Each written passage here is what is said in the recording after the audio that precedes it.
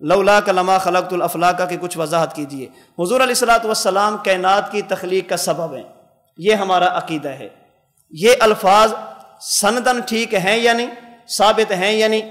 مولا علی قاری رحمۃ اللہ علیہ فرماتے ہیں اگر یہ الفاظ ثابت نہ بھی ہوں، معنی مطلب اور مفہوم یہی ہے کہ حضور علیہ الصلوۃ والسلام کائنات کی تخلیق کا سبب ہیں۔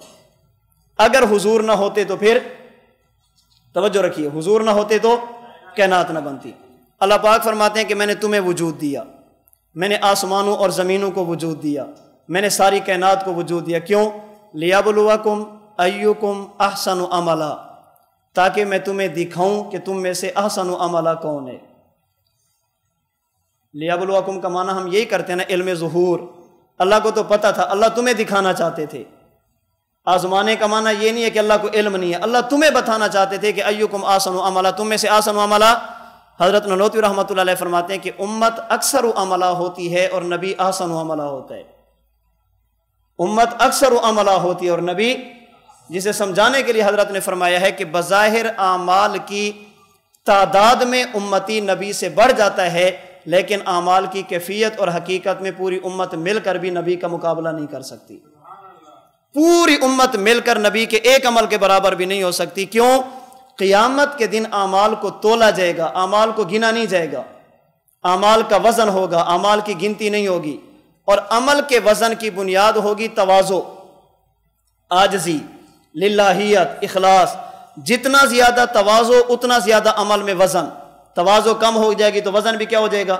ایک بندے کی 2 رکعت میں اتنی تواضع ہوگی کہ اس کا اتنا وزن ہوگا جو ہزاروں کی رکعتوں کا بھی۔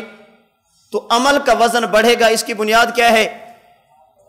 تواضع، عاجزی۔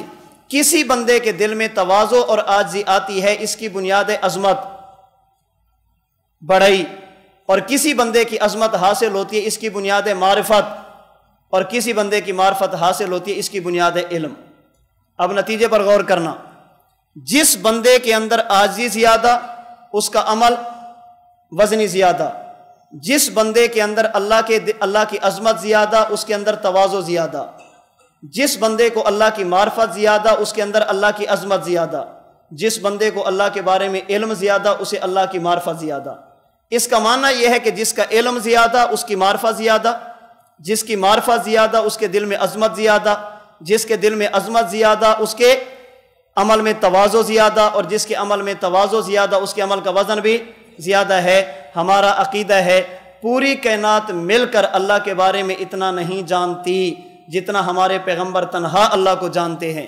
جب ہمارے نبی کا علم زیادہ، نتیجہ آپ کو معرفت زیادہ، جب معرفت زیادہ تو نتیجہ آپ کے دل میں عظمت زیادہ، جب عظمت زیادہ ہے تو نتیجہ تواضع اور عاجزی زیادہ، جب تواضع اور عاجزی زیادہ ہے نتیجہ عمل کا وزن زیادہ۔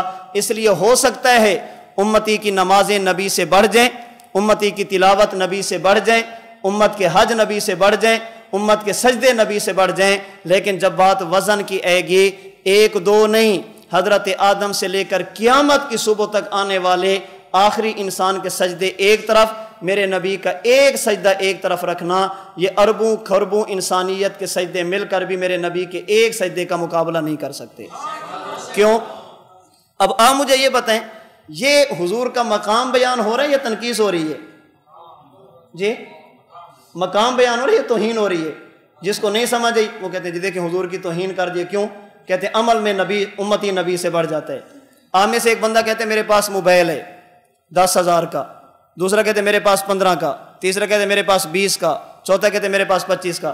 میں کہتا ہوں میرے پاس جو ایک موبائل ہے نا تمہارے 5 موبائلوں سے بھی زیادہ قیمتی ہے۔ یہ تعریف ہے یا توہین ہے؟ بظاہر تمہارے موبائل زیادہ، لیکن جب بات قیمت کی آئے گی نا تمہارے 5 مل کر بھی میرے ایک کا مقابلہ نہیں کر سکتے۔ حضرت نانوتوی رحمۃ اللہ علیہ فرماتے ہیں بظاہر سجدے تمہارے زیادہ، بظاہر تلاوت تمہاری زیادہ، لیکن جب بات آئے گی نا قیمت کی، بات آئے گی کیفیت اور وزن کی، پوری امت مل کر بھی اللہ کے نبی کے کسی ایک عمل کا مقابلہ نہیں کر سکتی۔